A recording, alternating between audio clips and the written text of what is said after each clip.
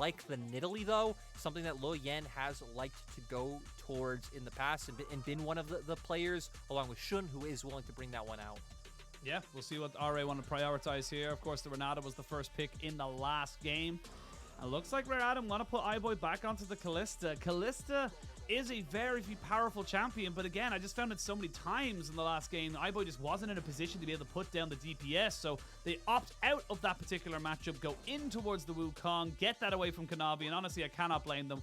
Kanavi has been so prolific on this pick. If anyone was an advocate of how broken this champion was, it would have been Kanavi. Yeah, Wukong's been a weird pick in LPL because it's mostly kept up its presence, has fallen through the cracks for some teams, and I feel like it's been a pick that we've seen start to struggle a little bit more in recent weeks, but still, the impact you're able to find on it, RA will just go towards that.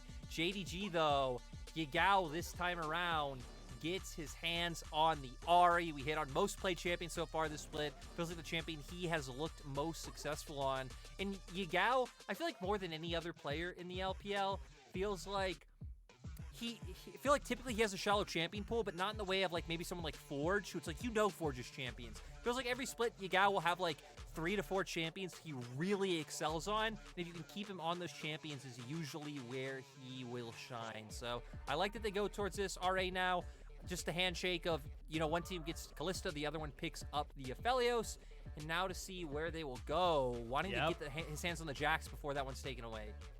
I mean, we talked about this as well in the previous game. It was banned away in Phase 2 by JDG, but Cube is very happy to take this matchup right now. He's very happy to kind of say, look, I take this. I'm very comfortable with it. And it does... The answer. I was going to say, and there's the answer. It does also lean for RA to kind of facilitate Leyan as someone who can help him with a little bit of extra CC in those lanes.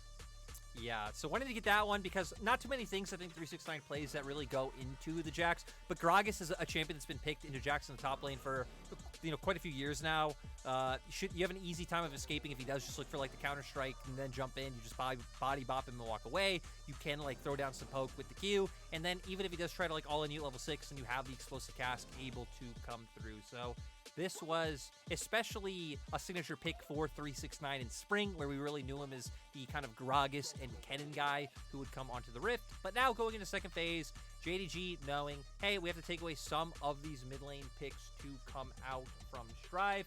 They take away the Twisted Fate. I wonder if they'd opt into banning something out like Alessandra, which is, one of the go-to picks into the Ahri, considering that Strive hasn't played it so far this split.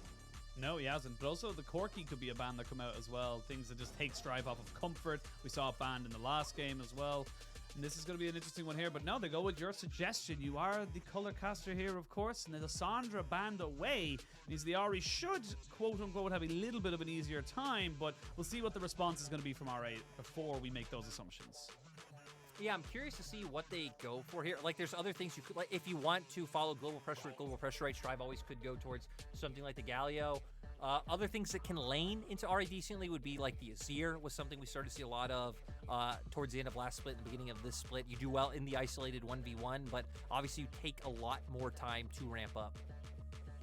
Now, with the jungle bans coming out here from Rare Atom, the Bel'Veth, the Viego, they're going to try and see what they want to go into the Wukong. The Lee Sin does seem like the natural pickup here for Kanavi as he does lock that one in. Kanavi on Lee Sin is a pretty damn solid combination, and of course can do well in those early skirmishes against something like the Wukong. Yeah, now for RA, kind of hit on some of the mid laners you can pick.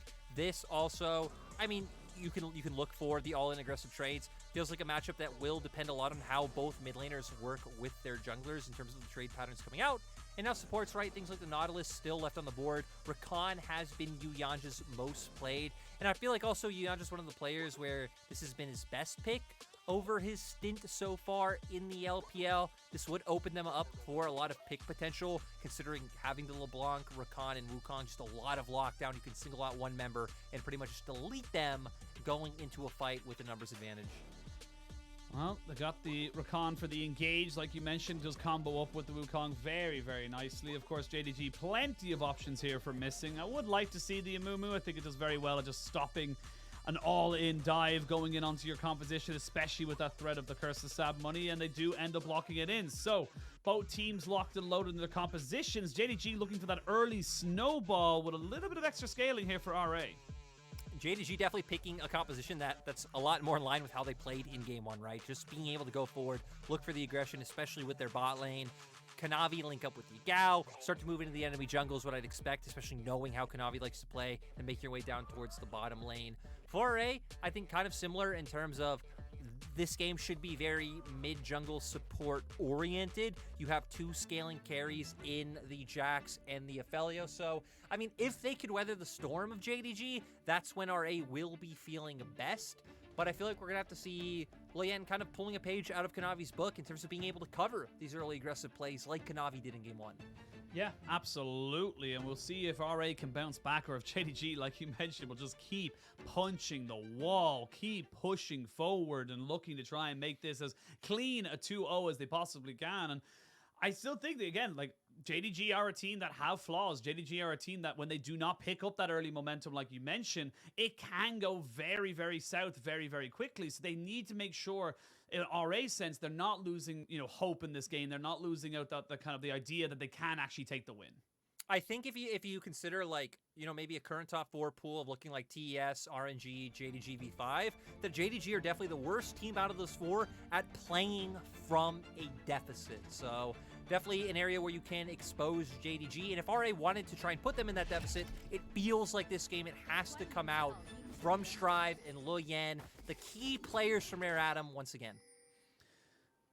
Key players indeed, and already they're starting to stack up in this behind the red buff, as is JDG though. So both sides expecting something that may or may not actually end up occurring, but both teams also covering the other side of their jungles to make sure they're not losing out on the information wars. No, and neither team going to fall for it, so just gonna have standard starts coming out for both teams. 369 also going towards the Comet, so going to give him a little bit more poking power in this laning phase as compared to the first strike that we typically see come out. Giving you a little bit more burst, giving you a bit of income buildup with the money that you're able to generate as well. And we'll wait to see now. Good vision here for RA to actually spot out where this jungle start is going to be here for Kanavi. But again, we kind of look towards these junglers. And for Leyan, he does have options available to him. I think the Jackson LeBlanc can be incredibly powerful in their own rights in these lanes, but it's about where and how he kind of sets himself up for success. So I'm going to be keeping an eye on his jungle pathing, see if he can get into the face of Kanavi and maybe make it a little bit more tenuous for JDG to go for those big kind of, like we said, big fast-paced engages in that mid-game. I feel like a lot of it does have to start from mid lane with how we talked about, right? I mean, LeBlanc into the Ahri being a very heavy trade matchup is missing. Be able to get some good poke onto RA. And with the spot lane, we already know that a lot of focus is going to be put down towards this bottom half of the map, just with the trade patterns of, right, to be able to win a trade, Missing has to throw the bandage toss in. You have to look for these short burst all-ins, which will automatically put them in harm's way and like give them threat if Leyan is hovering in this area. So I definitely think they do need some protection and enabling from Kanavi and kind of doubling down on that strength. You will have Windows topside as well. Gragas, of course, great at setting up ganks as well, but I think not as important as making sure that your bot lane has a good time in this game. I've seen the comment coming out here for 369. We do sometimes see the first strike and maybe even if you're going for full tank Gragas, which you haven't seen in a very long time, you do get the aftershock coming in every now and again, but not to be right now. And Kanavi just takes his entire top side, and now Cube, you're in a lot of trouble here, buddy. You jump away, but I don't think you're going to be getting away from this one. He tries to flash, but the red buff is ticking down. One more barrel, but not quite got the cooldowns. They do get the summoners off Cube, though, and that's all they really wanted. So I think RA didn't expect this at all, kind of leaning on the fact of how aggressive JDG's bot lane is playing. There was actually caution pings in JDG's blue side jungle right when Kanavi was making his way towards the top side. So not expecting him to be here, expecting to pat down towards that bottom lane, and that's what enabled them to be able to get the summoner spell out from Cube. Now Cube's got to play this so much more tentative and kind of safe right now, because you can see just trying to just crash this wave as quick as he possibly can, because he wants to go back. He wants to get his health bar back up here, because if he just lets it stick at this point, he's going to end up getting frozen upon and losing so much. Now Leyan, though, clearing out the entire bot side of the jungle. There's an equal reaction here from Leyan, as Kanavi had only cleared the top side. He now knows that everything was up for grabs in the bot lane and gets himself a 2-camp lead. Perfect way of putting it, right? I mean, when you invest into a play somewhere, it opens up a play for the enemy team elsewhere. So Abe not only able to steal 2 camps away, but also will be able to guarantee himself the bot lane Scuttle Crab.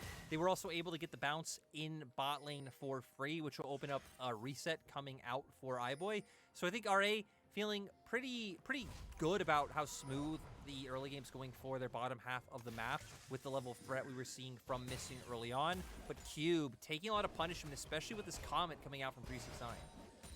You see the power of that Comet just kind of really just causing an awful lot of pain here as 369 goes fully in. Not quite able to get the kill though, and now he has to fully commit, and oh, dearie me.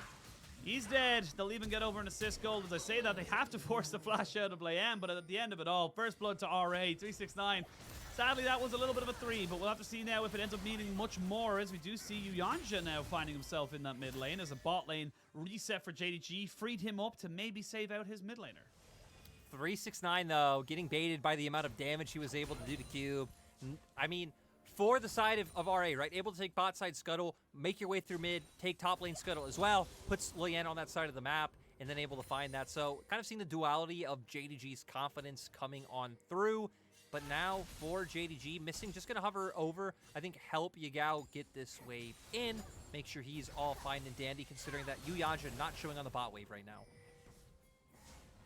Dragon could potentially be an option here for JDG once they get control of this bot lane again, but Kanavi being on the top side of the map doesn't really lend that option to it in terms of being a quick pick, but at the end of it all, we will see a bit of an advantage here for RA. They are picking themselves up some nice gold in the top side, and despite the CS advantage going over to the side of 369, the kill and assist happening to RA does help out that Jax quite a lot. Would have liked to maybe get the gold onto him as a solo thing, but of course you want to try and get as much gold as you physically can. So Wukong, not a bad recipient. Yeah, Yagao kind of hovering over, but luckily for RA, their bot lane is going to be very conscious of this play coming through. And let's talk about Yagao as well, because Yagao has been a player who's been around for quite a while. Used to be part of the Dumpling Brothers back in 2020. And honestly, it just feels like Yagao has very quietly sat himself behind some of our more premier, mid laners in the league. The Xiaohus, the rookies, even the scouts and Doonbees as well. So doesn't really feel like he fits in like our top 5 as such, but he's having himself a pretty decent start to the split. And honestly, feels like with the meta going the way it's going, these are the kind of picks where he can start to shine. And it, to me, feels like that's kind of how Yagao has always been and always, will always be in that range of like a very solid worker who will be better than, some of like the mid-table mid laners. Never necessarily in that like rookie knight class, but fits what his team needs. The big thing I want to see out from Yagao would be later on in the split, because it feels like Yagao and Kanavi feel like members who always under-deliver in playoffs from what they're able to get in the regular season. So having a good performance so far. And we've hit a lot on mid-jungle this game about wanting to see that early on with level 6s coming out for mid laners. As maybe we don't have time to explain it, because already having some all-ins is Kanavi a whole level down, 20 CS in terms of what we've seen so far. So 5 camp advantage for Leyan, and Leyan's actually just going to go right into Kanavi's face, and I don't think Kanavi can do anything about this. Yeah, Kanavi's just going to have to walk away from this one here. The Cyclone having been available here for Leyan does make that fight very much unwinnable for the side of JDG, and with the mid lane being pushed in as well, Yagao having to get a reset in as well, that just adds and compounds the fact that you cannot take that fight. And it's a bit unfortunate. We're seeing the power of this Wukong now. RA using Leyan as a win condition to say, look, Kanavi, yes, you have got some decent early skirmishing, but if we can deny you level 6 for as long as they have, that's a bit of an issue. So Kanavi going to try to find opportunities elsewhere. I'm going to take the first dragon of the game here for JDG. Let's remember as well, all this is off the back of Kanavi's decision to do the 3-camp clear into top gank, which just opened up for Leyan to start finding that advantage. And that's what Leyan loves. Leyan loves to look for the counter jungle, find his own advantage, be stronger than the enemy jungle, and just continuously get into their faces. So Kanavi, still not level 6, finally gets it off that ward, and looks like potentially setting up for a play bot side. But with Strive doing a nice job of covering because they know where Kanavi is. They don't need to commit too many resources to the Herald. And RA covering bot while also taking Herald top. So far, so well for the side of Rare Adam. I'd expect Leyan to potentially start making his way down towards that bot side and look to give that over to a member like iBoy. And again, this is similar to what we saw in Game 1. This is a slower, definitely a better start for RA than it is for JDG. it does feel like it's kind of following the same script of how this first game went and now the second game as well, because RA did do very well in the first few minutes of the game. I think first 10 to 15, they were acting very well. They were keeping in tow with JDG, making some good macro decisions, got themselves up in towers, but then JDG got their first item and a half, and all of a sudden it just kind of all game plans went out the window as it just continually pushed forward. We do see Yuyanjia getting jumped on here by the bandage toss, but not going to lead into anything else. I will say, though, you do have access to the Curse of Sab Mummy here for JDG, so there could be potential for a full all-in here if they find themselves in the right position. That's why right now we see Kanavi heading down towards the bottom half of the map, potentially get onto his wolves, and still just be in this vicinity, because you know the potential for these plays to come out. The problem is that Leyan still has the advantage, and RA reading it well. Strive and Leyan already doing a nice job to control this river, but JDG want to contest for this crab and iBoy. That Moonlight Vigil wasn't even close. No. Like, it wasn't as if like Hope and I'm missing flashed or anything like that.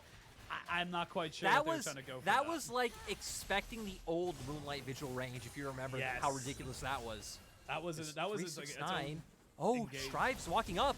Oh, he walks up and he gets himself knocked away, but he is still on LeBlanc, so flashing off to the side keeps himself safe, and that's the power of the Gragas when you do not know where he is. Now, ideally, right, when you find a play like this, you want to look for a push and pull in terms of like, okay, 369, move mid, you find a flash, you give him some pressure. Now Yagao should be able to keep this push in mid lane. You can already see Missing hovering over now. So get push, look to make a play somewhere else, maybe head up towards the top side yourself and find a kill onto Cube. It looks like that's what JDG are going to do. Oh, Cube has got himself a flash should he need it, but he's kind of been corralled right now. He does get himself caught up in the Curse of the Sab Mummy. They do have a bandage toss, and it lands! Will he be able to get the blast cone? He will not, as Yagao just finds himself going into Leyan. He smites away the blue buff and gets himself away. Glad that JDG looked for that play topside, because, I mean, if you commit so much for a mid lane plane, then don't convert that into anything. It feels like a little bit of wasted space, especially considering LeBlanc's a champion where, yeah, you lose flash, but you still have the distortions. Cube completely disrespecting the potential for that play to come through, and Missing finds bandage. Yeah, finds the bandage, goes in. Strive now taking a lot of damage here. He tries to bait them out. They almost fall for it, but not quite this time around. That's another kill going over to JDG in this passage of play. They've been picking up those small advantages, and I'm starting to see the cracks forming in the wall, Lyric. Still at least able to get something somewhere else with iBoy picking up some plates, but JDG are still the ones controlling the pace of the series. We saw in game one, they were the ones keeping their foot on the gas pedal. Game two, very much the same story. RA still have Herald, and it's very close to timing out. So Leyan probably making his way towards bot now to drop that one. So we get a replay of how this all happened. Bandage shots from Missing, kind of angled slightly upwards. Very nice to guarantee that it gets right on top of him, right into the pop of making sure he can spot out where Strive is, and then able to finish that one off. I mean, Leyan's got to drop this Rift Herald here, but Kanavi's around, so if Kanavi can just stop this recall, and exactly what he'll do, they can maybe stop this charge from coming in. Exactly, they're going to commit Yagao here as well. Curse of Sab Mummy not quite available just yet, but they're committing quite a lot of resources to try and stop this charge. They won't be able to stop it fully, but they will solo the gold onto Leyan. I mean, the fact that it still goes through, right? You committed a TP. Feels like overall just advantage to RA. Now they're going to push into the enemy jungle. They should know that JDG are still missing key ults after the fights in mid lane, to where RA didn't really have to commit any. Like, Leyan used Cyclone, that'll be up soon, but both Strive and RA's bot lane do have their ultimates up, so they are able to walk in, are able to find anything though, so only getting, looked like 1 or 2 wards down for their troubles, but nice of them to get that down. Dragon coming up very shortly, and they're the ones with full vision control of River. Yeah, we're going to see both top laners now becoming a little bit of a wet noodle fight. You've got some decent resistances and health now for the Jax. You've got not really a lot of burst damage at this particular point here for 369. So both top laners happy to just try and see this one go through. We will see the Dragon go live as Yuyanjia, he gets caught. Oh, he got it. He got himself out though. They're going to be able to jump on the Strive, but Missing not really able to make anything else happen. Leyan is there. He does have the decoy to try and get himself away. And ooh, that was a little bit risky there from Yuyanjia. Yeah, Missing, catching him out while he's going for the WOA. Nice by Missing, but still, now no Curse of the Sad Mummy. That is a huge tool for being able to win fights, so... But JDG, I guess unsurprisingly, as always, look unfazed by whatever abilities are down and are still looking for the aggression. Remember, twirling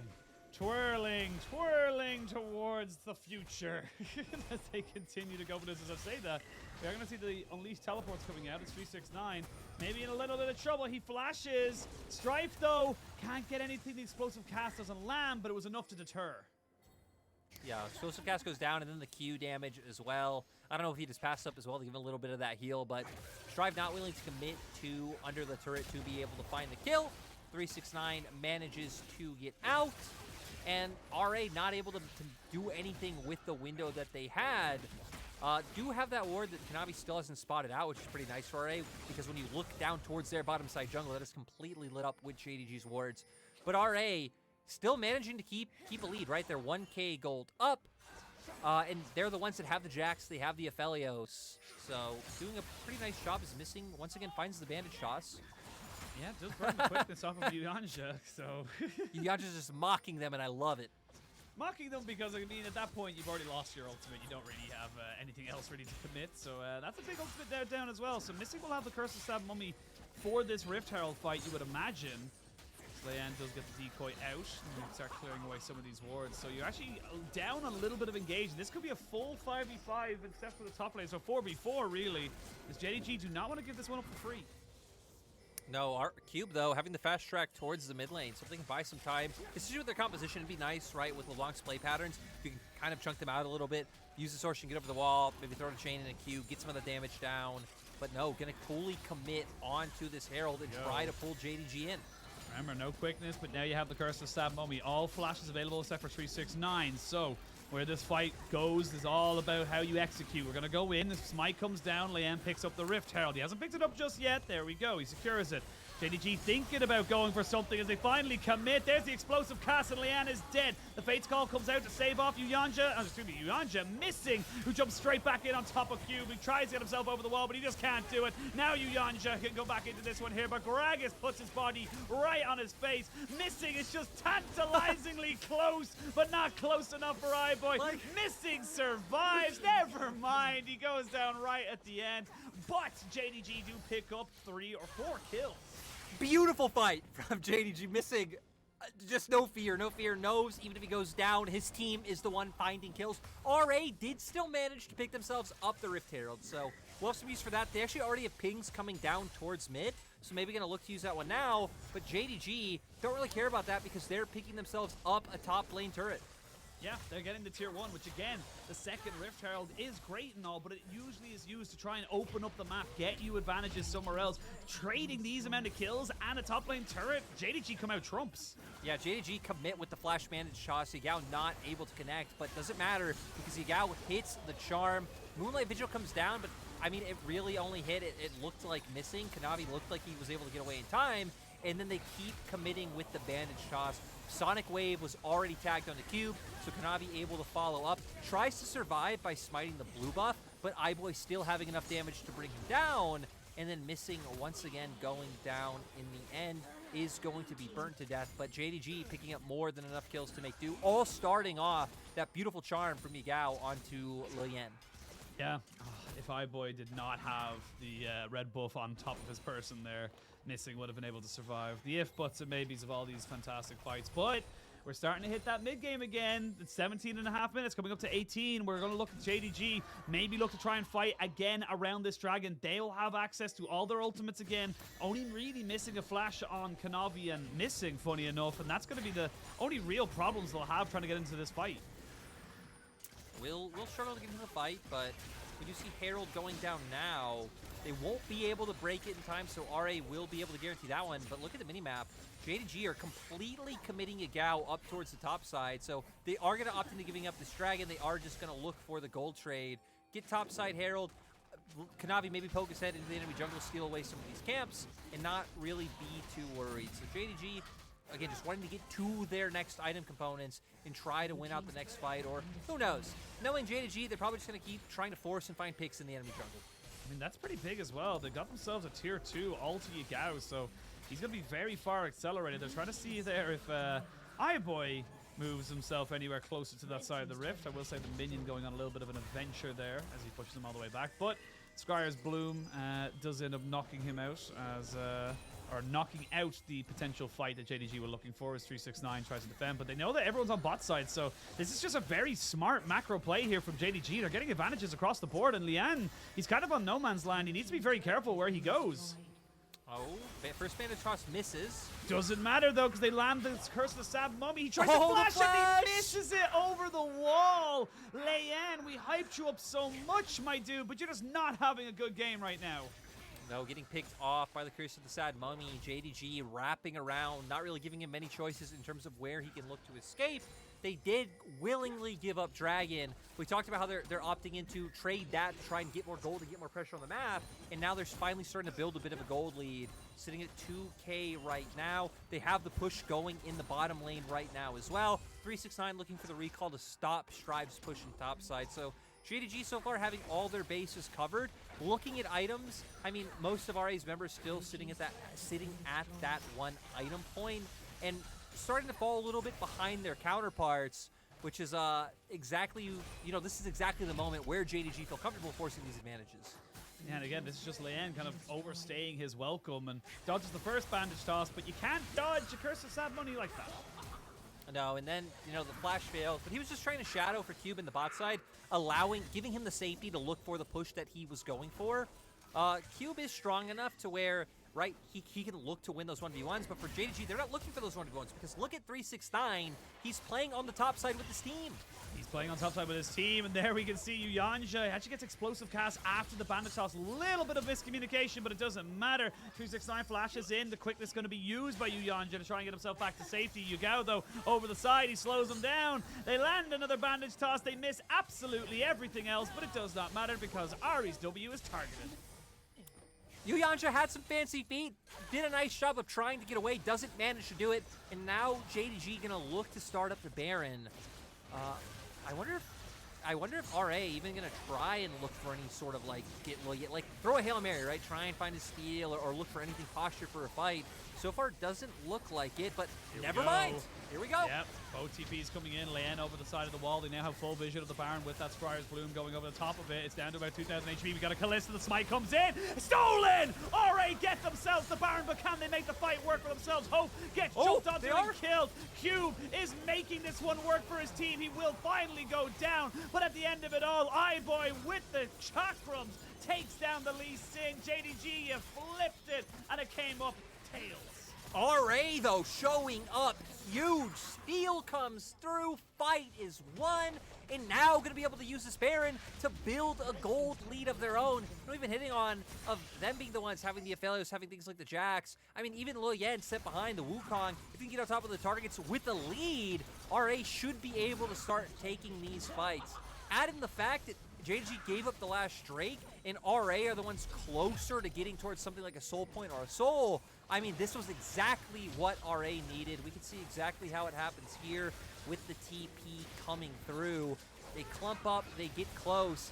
I mean, you have a smite, you also have the Ren, but we saw, I mean, the knockup comes through. Yeah, the knockup comes through from the Wukong, so he isn't able to do anything. And then Cube going into the backline. They lock down 369. And then iBoy and Strive this time, the ones with the confidence, flashing in, dashing in, and looking for the kills. I mean, we talked about it. We talked about how JDG, they love to let these games go a little bit longer, a little bit more practice, shall we say. But this is not exactly ideal. They're going to jump out the Cube. Just trying to put down a little bit of more pressure, and they're kind of, you can see JDG now recognize the hole they're kind of in right now. With the Baron going over to RA, they're now at a gold advantage over JDG, and JDG as well, like you mentioned, being behind on the Dragon stacking, not quite able to make themselves work on this particular play. Leyan with a good dummy, but this is going to be the practice now. 30 seconds till Dragon spawns. Both teams looking to try and make sure they can get this. And Summoner spells are down across the board. Curse of the Sad Mummy. They finally end, though. The Curse of the Sad Mummy on top of him means he goes down. Both junglers dead. And the Kalista. Look at Cube now, just feeling so confident. There's a good explosive cast to try and separate everybody out. Missing is going to have to sacrifice himself for the good of the rest of his team. Yuyanjia tries to get the kill, but it is iBoy in the end who picks that one up, and everything is going RA's favor. RA noticed that members of JDG all in to find the pick onto Leyan, but that leaves their backline AD carry open for an engage to follow through onto him is 369. Playing with fire, you have to be careful, but RA continuing the momentum by finding more kills for themselves. And iBoy was a full item behind Hope at one point in this game, now being exactly dead even. And heck, with the kills he's continuing to find, it's going to start to escalate and be ahead of Hope in terms of items. This is where the game starts to get a little bit, again, harder for JDG. We talked about how they had the big 2-item spikes. You got the Kalista as well. Like, she will still be relevant, but you have an Aphelios, you have a Jax. These guys are going to have so much more relevance later on in the game. And it looks good, but they're separated. It's 3 onto 1, and then a great quickness there from Yuyanjia. Yeah, like you said, 3 members committing for that, but at the same time, already know, hey, we can just commit onto the enemy AD carry and jungler. Yuyanjia with a beautiful flank, able to make things work. At this point, missing, just sacrificing himself for his soul laners, able to get away as the IG logo like coming out. Nice little bit of cheeky play there, but yeah, 3,000 gold lead, Mountain Soul point now for RA, becoming very hard for the side of JDG to burst out these targets. Especially if you can get that soul, the extra little bit of shielding should do it wonders. And you can see Cube still can't really go toe-to-toe with Yagao at the moment, but rest of JDG moving down. Ashin, this is exactly what we said, right? It doesn't matter if they're ahead or behind. JDG are the ones invading you. JDG are the ones in your face, knowing that this is still kind of the window they need to take advantage of. Oh, they get the Curse of Sad Mummy down on top of him, but it's only down onto the Wukong, and now we can see a great quickness, great Moonlight Vigil as well to pepper down this damage. Everyone's just backing away. Nobody's gone down just yet. A lot of ultimates burned, but you still have access to things like the Cyclone to the side of RA. Oh, wow. Ooh, that was close. Every time, right? I feel like we're starting to see a bit of a pattern, a bit of deja vu come out, where it's like JDG looking for the aggression, looking to find the pick. They go in and consistently leaves open like their members to take damage from other sources from RA. iBoy hit a Moonlight Vigil onto everyone. If anyone else from RA was in position to capitalize and, you know, maybe come around from a flank, that could have been really bad for JDG. But luckily JDG able to get what they came for, able to get a bit of counter dribbling down, steal away some camps. But still, I mean, for RA, you can even just sit back, keep a defensive vision line, wait out that 3-minute timer, play for that dragon, and building up, getting towards that Mountain Soul and having that shield against so much burst damage from JDG will be quite nice. You can see that Missing and Yuyanjia are having themselves their own little supportal combat beef as we come back into the real state of the game. Minato Baron comes back up onto the map, but the big objective has got to be the dragon in 2 minutes 45 seconds. 369 working up towards his Zonya's Hourglass, but has got a stopwatch for the next fight. I will say the Maw Memorius has been picked up for Cube. He's very tanky now. They've got the Frozen Heart and the Divine Sunderer to boot as well, so we're in a bit of a moment here with JDG that's, again, looking to try and catch people out around this Baron Pit. They still have Scuttle Vision, though, for RA, so they shouldn't really be baited in to try and go for anything more. No, RA aren't falling for it, and luckily a lot of their face checking has been done with Leyan. And right, sometimes he has gotten picked off, he has gotten charmed and taken a bunch of damage. We've seen him very quick to get away with that clone, absorbing a lot of the damage and CC, and they were just buying time. Because now Infinity Edge built on iBoy. Hope does have the Runons to answer, but it feels like this power spike way more relevant for iBoy, especially considering he still has all of his summoners up as well, so should be able to get out of harm's way if JDG do look for the engage. Yeah, you got to, for JDG, you're looking to try and maybe go for a little bit of a movement like that. There's going to be the Shrelia's Revelry coming out there to try and speed up everybody else. They end on a flank, though, and can decoy over the wall. Yeah, gonna look for it. He's gonna actually find access. Hope's locked down! They get him locked down. Hope try to put in the damage, though, and see if they can make this one work. There's the Curse of Sad Money. The Moonlight Vigil completely whiffs as the rest of the team come in. 3-man belly bop means that 369 can keep this fight going. The cleanse comes out for iBoy. The charm goes wide. It's iBoy versus the world as iBoy continues to put in the damage. He gets himself a double kill. He's looking for more as iBoy is no longer an iBoy. He's an I-man, and you have to respect him. iBoy just left completely untouched in that fight. Still, though, same for the side of JDG. Overall, 3-4-3. My God, I can believe iBoy surviving, popping off.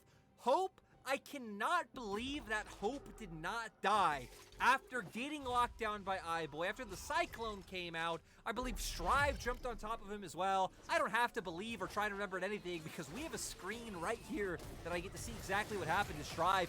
Following forward, Leyan gonna look to jump as well, but ooh, yeah, great Great lockdown coming out from JDG to keep Strive out of the fight. But there was the belly bop you were talking about. This allows for a lot of the consistent damage to be able to come through for the side of JDG. But look at iBoy. He was left untouched pretty much the whole time. Saves the flash to be able to get away from the belly bop. Could have potentially opened for damage to come out from Hope. And then Yagao lands the CC to make sure he can follow through with the damage. And I believe Strive just using some of his cooldowns, so not really able to follow up as well. That was before the dragon. So now you don't actually have any summoners on iBoy this time around. No cleanse, no flash, same for We're missing somebody else. Leyan has to use a cyclone. He's being locked down, kicked back, gets Sonic waved in, and he will be falling down. You have no jungler now. RA, it was going so well. And another great explosive cast at 369. Yuyanjia looking for something. He flashes in, but immediately they go golden. Now Mystic has been taken out. Great charm there on the strike to stop him from doing any consistent damage. But this time around, look at Hope as he's putting down the spears all into the side of the iBoy goes golden as iBoy continues to go in, and iBoy still alive.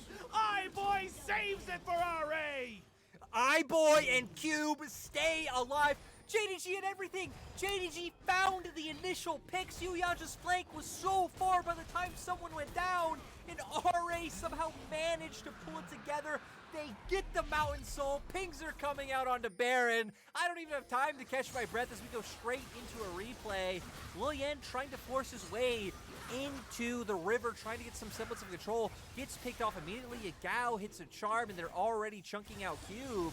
I want to see how Cube survives here, because so much damage coming down. But really, early stopwatch in my mind coming out from Hope with only Yuyanjia coming through. And then 369's trying to keep the backline at bay, but they actually don't have too much damage to burn these frontline members from RA. And then Cube with the ultimate, just able to survive for so long. Let's remember he's also just built a ton of innate tankiness coming through. Ma, Frozen Heart, and now even having the stopwatch in the inventory. So if you thought killing RA was hard before with the pretty much non-existent DPS from the side of JDG, it should be impossible now. That was a perfect scenario, finding that initial pick to set everything up. I mean, again, JDG, it's a blessing and a curse where it's like they're going forward, they're constantly looking 3 games, baby. But 3 games. When they go for that, it means that, yes, you got Leyan, you should have just backed away. You got the kill onto the jungler. You can take the dragon, no questions asked. You've a rend and a smite that delays off the Mountain Soul. You give yourself another opportunity, but no, it has to go forward. It has to be about them pushing for more in this game. And like you said, unless there's an absolutely atrocious mistake from iBoy, he should never really be in any danger of going down. True. To be fair to JDG, though, I think they're feeling the fire because they know, a small win at this point does not do much for them in terms of, how the scaling has played out, right? Let's say you take that dragon, RA are going to keep scaling, and RA still just need to get lucky, quote-unquote lucky, and be able to pick up one more Drake as Leyan. RA are going to find this. Again. It's a bit of a deja vu. We've seen this once or twice before. There is a bit of a minion wave accruing itself in that bot lane in favor of RA, so you'd imagine JDG will want to try and deal with that. There is some decent vision as well from the side of JDG to say, look, RA, we know you're not doing the Baron as of right now. Maybe they'll start to do it just now. As we can see, they're starting it up, and this is going to be Leyan and Strive still on a massive flank. There's going to be a good charm going in onto Leyan as they're trying to burst him down. It's a fight on 2 fronts as Hope gets jumped on immediately. The Moonlight Vigil straight on top of him as Leyan comes back from the dead, getting dealt with from 2 members of the side of JDG, and eventually it ends up being a trade back. Yagao forced to flash away as Len is hunting for his soul. Missing, shall be going missing as iBoy picks up that kill, and it looks like, Lyric, we're going to a game 3. I think we definitely are. You can just see that JDG just don't have the damage to take down the members of RA at this point. They really have no way to reach iBoy. And even if they did, just so much survivability at this point in time, right? Guardian Angel, even in his inventory, even if, let's say, missing Waits, tries to get that perfect bandage toss right onto the AD carry. You'll even have so much peel coming out from the Rakan. Leyan's going to buy space. Cube can buy space with that Counter-Strike. And we see here RA setting up for the engage with Leyan. JDG gets some nice damage down onto him and do lock him down. But like you highlight here, iBoy gets Moonlight Vigil right onto Hope. The damage able to follow through as well. And then Leyan critically flashing in to finish him off. So once again, primary damage dealer from the side of JDG taken off the table. And then just able to run these other members of JDG out. You can see not even 2 members can deal with Cube. Cube chasing out both Kanavi and 369. He's picked himself up a Guardian Angel as well. They just know. As long as they survive these fights, they have more DPS than the opposing side. I don't even know what JDG like look for in terms of what kind of even cheesy game plan can you look for. You can't play out through sides. Even if you go for a brush bait, we've seen that. We've seen you go for it. We've seen it be successful, but you can't convert it into anything at this point in time. Yeah, it's not even just items or anything like that. It's levels. Two levels in top, 2 levels in AD carry. Well, just, you know, 2 levels in support. 2 levels in support. Like, these innate little numbers that stack up so heavily against you, it just becomes harder and harder. And JDG, it looks like they're feeling like they got to go for something now, because if they start losing the base, I don't think there's anything coming back. No, and right, we just kind of said it becomes hard. You're kind of hoping that RA just massively screw up at this point. RA haven't been making these mistakes in the mid game. They have been playing well. They're just going to go for the siege. They got to go for it. They got 2 kind of minions, though, still putting in the damage. The Strive still left untouched. You got a good explosive cast, but it was only onto Yuyanjia. There's the Cyclone knocking up 3 as the Gragas and the Ahri, the first to fall. The Amumu has joined them in the afterlife as Kanavi and Kanavi and Hope go into GA status just so they can wait for a little bit longer before they join the rest of their team. It felt inevitable at this point as RA strike back against JDG and send us to a game 3. JDG keep up the trend of going to game 3. RA, right, for RA, it was rough in the early game. This was a game that it looked like RA should have lost, but they find a crucial Baron steal, and off that Baron steal, they're also able to take a team fight. Suddenly, RA, I believe, were maybe 3 to 5k gold in a hole, are suddenly now winning the game. So, you know, and all it matters is taking advantage of that one key moment. They weathered the storm enough to where it's like, sure, they were still behind that like 3 to 5k gold, but it wasn't like a 10k gold lead. It was still something that was manageable to where if you're able to find that one fight, you can come back. They did.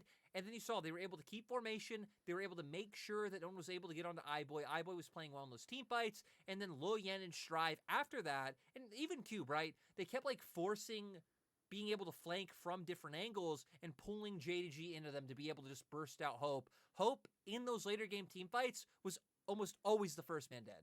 Yeah, they just had a laser lock on him for all the time. And even in the last fight where it looked like the one before the Dragon Mountain Soul went over to the side of RA, it looked like JDG had found a perfect scenario where they could kill Leyan. They got Cube isolated. Yuyanjia wasn't even there, but Yuyanjia fully commits, flashes in, gets the quickness, tries to just distract everyone else from trying to kill off iBoy. And it worked. Yes, they got, it didn't really do a lot of damage, but it was just disengaged. It was just kind of separating them out. And when only 2 members of your team are able to get on top of iBoy, Gragas and an Amumu ain't going to be able to kill him. I'm sorry, it's just not going to happen. So great kind of, recognition there from RA to say, look, we know how we're going to be able to win this, and it all is off the back of iBoy. As long as iBoy's alive, we win.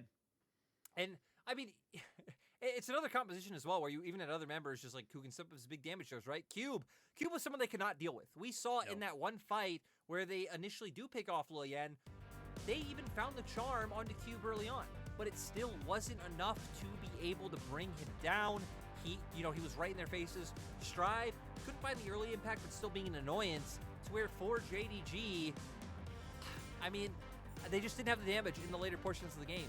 I feel like Ahri is one of the significantly lower damage mid lane mages / assassins, and when she's the one dealing 30% of your team's damage, you already know that's the problem when a game is going to soul fights and 1 or 2 barons into the game. So JDG got outpaced. JDG made the big mistake, and RA were there to capitalize. So, yeah, for RA, now, sure, JDG are still the favorite going into game 3, but that doesn't matter. Now, it doesn't matter about a series. You just need to win 1 game to come out ahead and keep yourself in that race for things like playoffs and just buying yourself into a better place in the standings. Yeah, absolutely. We'll have to wait and see if RA are able to complete the mini reverse sweep, or if JDG will do the traditional lose a game,